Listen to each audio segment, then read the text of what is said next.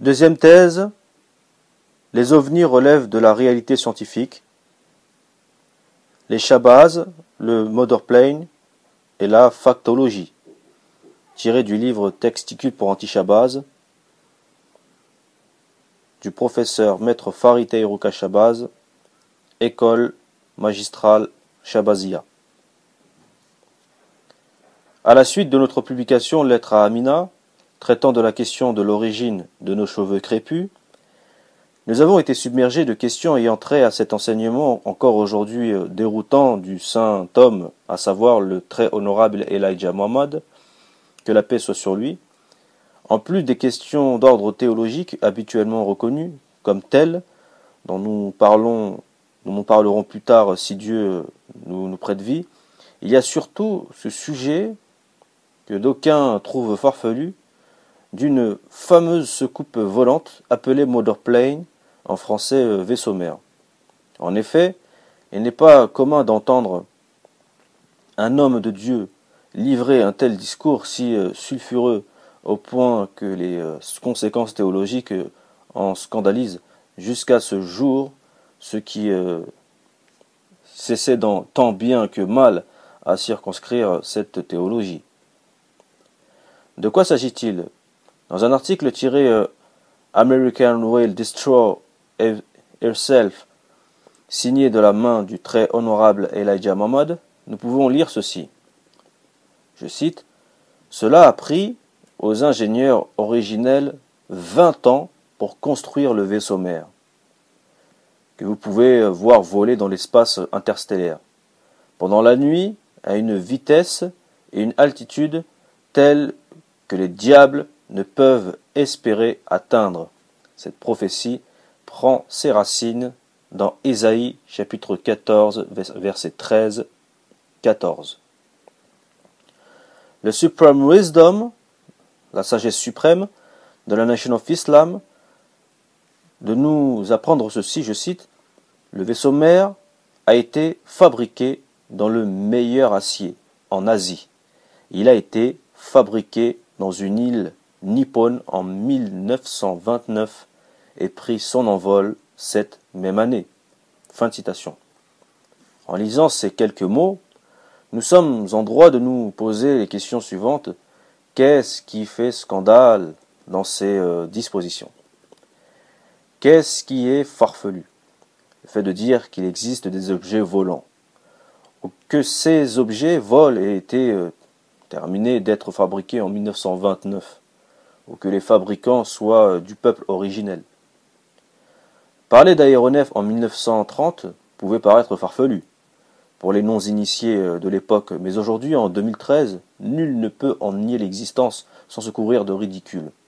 Surtout dans un monde où les avions, les fusées, les navettes spatiales et autres stations spatiales relevant du commun. Ce n'est donc sûrement pas cela qui serait scandale dans le propos de l'homme de Dieu.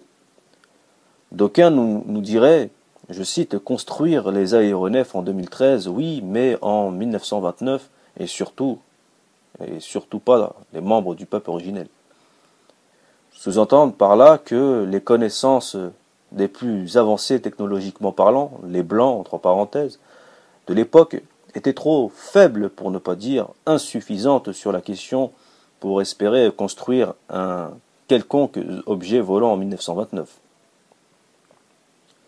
Il se trouve qu'à peu près à la même époque où le messager d'Allah reçoit cet enseignement scandaleux, aujourd'hui, considéré comme scandaleux en tout cas, de maître phare de Muhammad, un technologue français de l'administration coloniale parvient à s'entretenir en 1931 pendant seulement 30 jours avec un des anciens sages de la tribu des Dogons au Mali. Ce sage Dogon, aveugle de son état, portait le nom de Ogotemeli, et le jeune ethnologue français qui fit la leçon, tel Solon d'Athènes, face à son maître égyptien Séanque, Sonchis, entre parenthèses, de Saou Saïs, s'appelait Marcel Griol. L'infime partie du voile de l'enseignement astronomique que le sage Dogon livra à ce jeune Français fut consigné par ce dernier dans un livre intitulé Dieudo.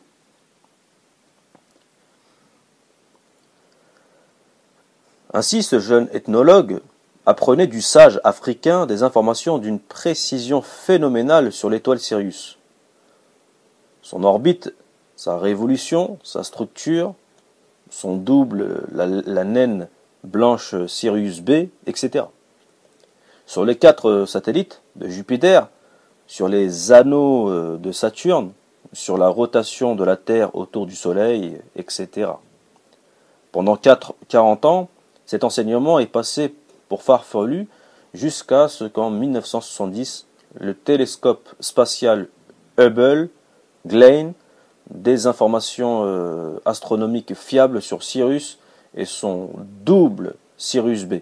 Informations qui, au final, correspondaient en tout point aux dépositions du sage Ogotemeli 40 ans auparavant. Dépositions qu'il tient de ses ancêtres bien des millénaires avant lui.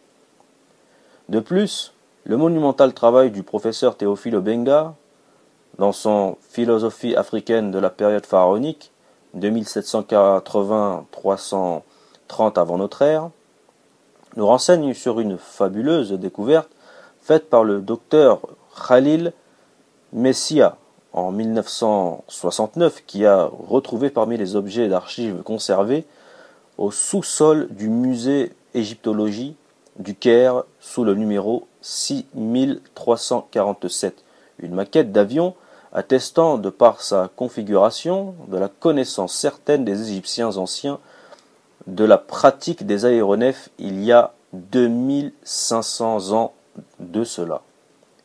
Non seulement les peuples originels avaient les connaissances astronomiques, aéronautiques, mais aussi sidérurgiques suffisantes pour la construction d'aéronefs en acier. Mais l'histoire nous apprend que l'Afrique profonde maîtrisait depuis des temps immémoriaux la fabrication d'acier à usage industriel.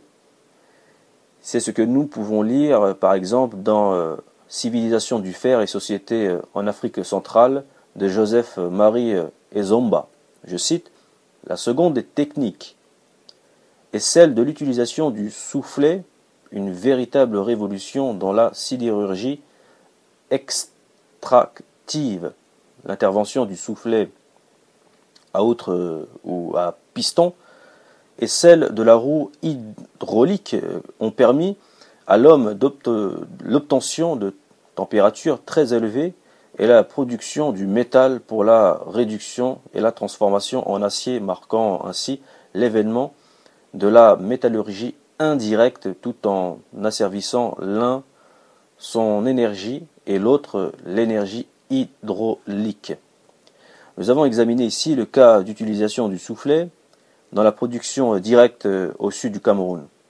La plupart des peuples qui nous intéressent dans ce travail ont eu à utiliser le soufflet pour approvisionner le fourneau en comburant. Tel a été le cas des Bétis et des Bulus.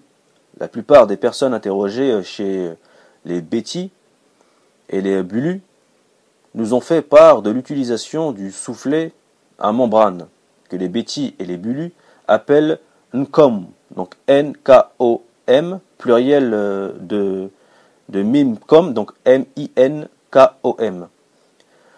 Le même mot se retrouve chez les Bassa.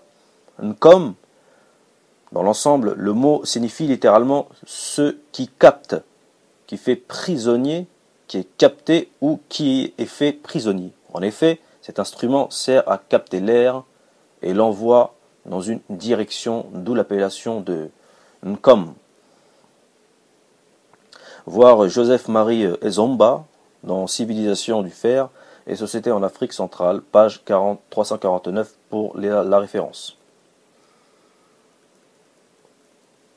Envoyer quelqu'un dans l'espace nécessite des connaissances biologiques, médicales, chirurgicales, attestées car la réaction du corps dans un environnement en apesanteur peut être fatale et conduire à une mort certaine. Alors que ce n'est qu'à partir de la moitié du XXe siècle que l'Occident découvre les lourdes opérations chirurgicales, l'Afrique centrale pratiquait depuis des millénaires, et ce avec 100% de succès des opérations telles que la césarienne. Nous pouvons citer ceci. Dans ce vieil Ouganda, le docteur R. W. Felking assista en 1879 à une opération césarienne qui consiste précisément à pratiquer l'ouverture de la paroi abdominale de l'utérus gravide dans le but d'en extraire le fœtus vivant. L'opération réussit merveilleusement par un chirurgien indigène du royaume de Bunyoro Kitara, avec toutes les précautions d'anesthésie et d'antisepsie. La femme opérée avait environ 20 ans. Voir Théophile Obenga, Philosophie africaine de la période pharaonique, page 325 pour la référence. Nombreux sont les papyrus médicaux égypto-nubiens, tels les papyrus Hébert, Carlsberg ou Médical de Londres, qui nous parlent même d'opérations chirurgicales ophtalmiques.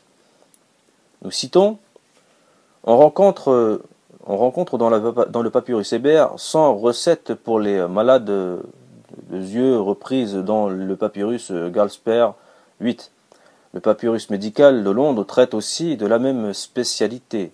Diverses ophtalmies étaient soignées par les occultistes égyptiens.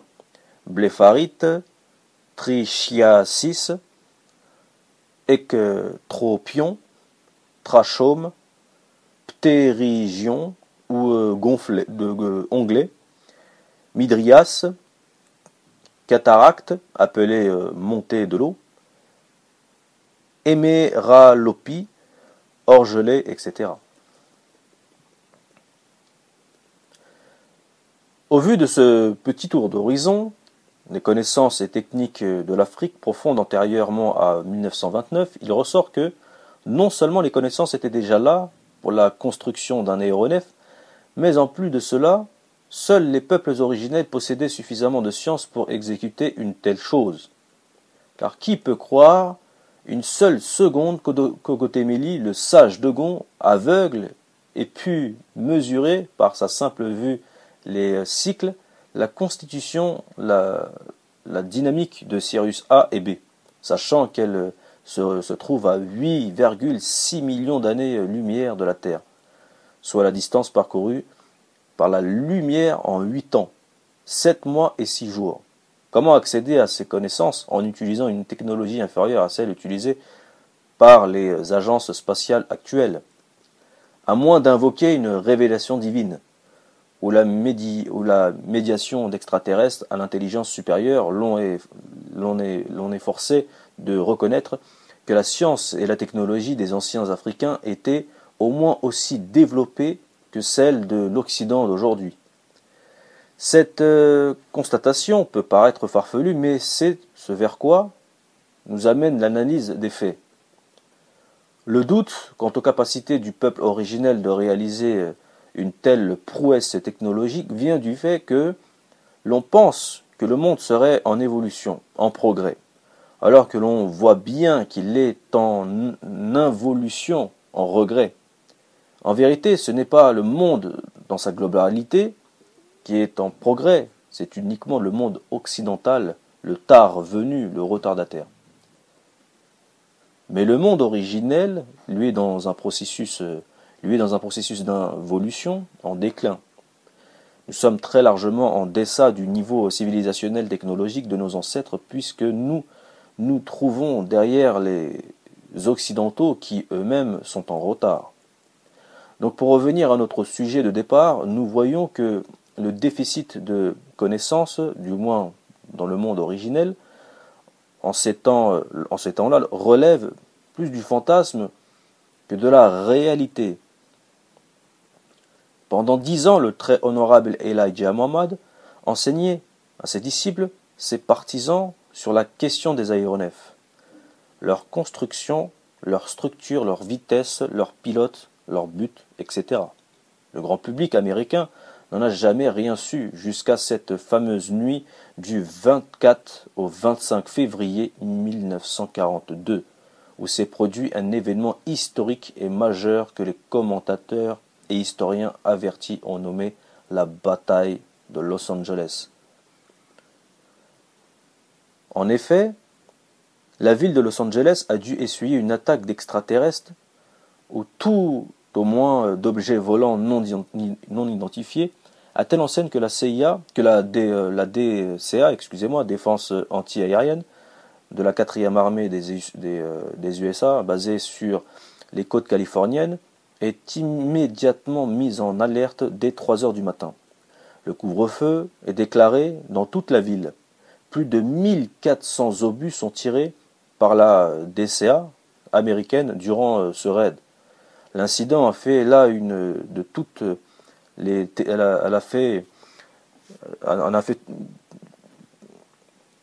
a fait là une de toutes les télés, des antennes radio et de tous les journaux, y compris le célèbre quotidien de la place, le Los Angeles Times.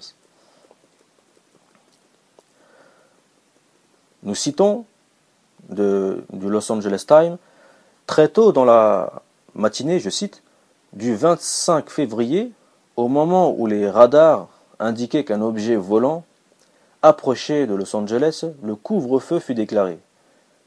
Les projecteurs illuminèrent le ciel au-dessus de la ville. 1400 obus ont été tirés par la défense anti-aérienne. Voir Bernard C. Nutley, Wagate, Shield, Brigade, Sword, A History of United States Air Force, volume 1, page 204 pour la référence.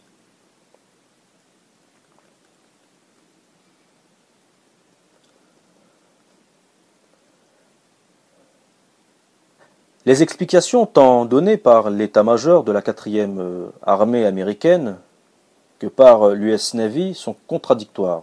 Je cite, un porte-parole de la 4e armée dit qu'il y avait entre 1 et 5 avions non identifiés dans le ciel. Les officiels de l'US Navy réfutèrent cette position pour dire que, selon eux, c'était un ballon météorologique. Donc voir Thomas Connell, Americans, Japanese Hostage, The World War II, Plan for the Japanese Free Latin American, page 16 pour la référence. Cette thèse inconsistante d'un prétendu ballon météorologique qui peut rester en suspension pendant des secondes pour ensuite passer à une vitesse supérieure à 29 000 km à l'heure en quelques secondes est pourtant celle qu'a retenue le chef d'état-major des armées US, le général 5 étoiles George Marshall, auteur du fameux plan Marshall pour sauver l'Europe, exemple post-1945. Mais disons-le, franchement, il est peu probable, voire impossible, que la meilleure armée du monde, la mieux équipée du monde, puisse tirer plus de 1400 obus sur un ballon météorologique sans l'atteindre, et ce durant des heures. Le président Roosevelt, père du New Deal, qui sauva les USA de la famine et du chômage endémique, refusa cette proposition du général Marshall et mit les agences gouvernementales sur le pied de guerre. Un peu plus de 2 mois après la bataille de Los Angeles, le 8 mai 1942, le président américain Roosevelt fit arrêter le très honorable Elijah Muhammad. Il est jeté en prison et entendu sur le sujet. Toutes les informations en possession de la Nation of Islam furent confisquées par le FBI et classées top secret. Par la suite, le très honorable Elijah Muhammad révèle le 9 juillet 1972 dans son livre Theology of Time la vraie position des autorités étatiques américaines vis-à-vis du vaisseau mère et les ovnis. Il cite « L'homme blanc, nous dit-il, a reconnu devant moi qu'ils l'ont vu, mais ils ne parviennent pas à l'atteindre. » Honorable Elijah Muhammad, Theology of Time, 1972 pour la référence. Quelques années plus tard, cette fois à Washington, D.C., capitale fédérale des USA. Un autre événement du même type se déroule entre les 19 et 26 juillet 1952, où des objets volants non identifiés, précisément 5 cercles très lumineux, sont aperçus au-dessus de la ville, survolant la Maison-Blanche, le Capitole et le Pentagone. Ce sont d'abord les radars de la base militaire d'Andrews qui les signalent avant que le grand public ne les aperçoive. Les avions de chasse nocturne le Lockheed F-94,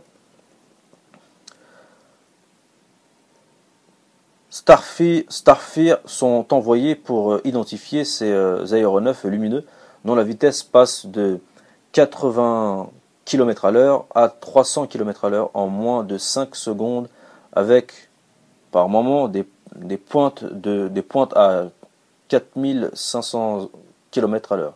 Les pilotes tentent de les prendre en filature. Un de ces ovnis suit même un avion de ligne dans sa course. Au bout de quelques heures, ces objets lumineux disparaissaient comme ils sont venus, à la vitesse de la lumière. Les autorités du Pentagone, sommées de s'expliquer sur cette grave intrusion dans l'espace aérien américain, donnent finalement une conférence de presse tenue dans la salle 3E-369 du Pentagone. Cette conférence de presse est présidée par le chef des services de renseignement de l'US Air Force, le Major Général John Samford, qui nous explique le plus simplement du monde les choses en disant qu'il ne s'agissait que d'un mirage causé par une inversion de température dans le ciel, alors que le phénomène a été enregistré par les radars de l'aéroport de Washington, ceux des bases militaires Andrews et Bolling, que des milliers de civils ont été témoins oculaires et que des pilotes expérimentés de l'US Air Force ont attesté de la présence physique de ces ovnis. Et surtout parce que les inversions de température causant généralement les mirages au sol, pas dans les airs, soit dit en passant. D'autant plus que les conditions météorologiques à cette époque à Washington D.C. ne permettaient pas de ce phénomène d'inversion de température. Tous les médias ont rapporté l'événement, y compris le Washington Post, du lundi 28 juillet 1952, qui en fait sa couverture. Dans les deux cas, il s'agissait d'événements qui se sont produits devant un grand nombre de témoins, enregistrés par les outils scientifiques militaires et civils de surveillance aérienne. L'une dans le plus grand et le plus riche État des USA, l'autre dans la capitale fédérale des USA. Les autorités politiques s'en sont saisies pour le plus souvent étouffer la chose, mais des notes déclassifiées nous donnent à voir que c'était une grande préoccupation de l'exécutif américain, avec des présidents comme Roosevelt ou Truman. Les présidents Carter et Reagan, eux, ont carrément donné, dans les déclarations publiques, pendant l'exercice de son mandat, pour le cas du second, dans lesquels ils reconnaissaient non seulement la réalité du phénomène, mais surtout le danger pour la sécurité des États-Unis. Le président Reagan, évoquant même l'expression de Star Wars pour parler de cette guerre qui allait s'abattre sur les États-Unis par les airs.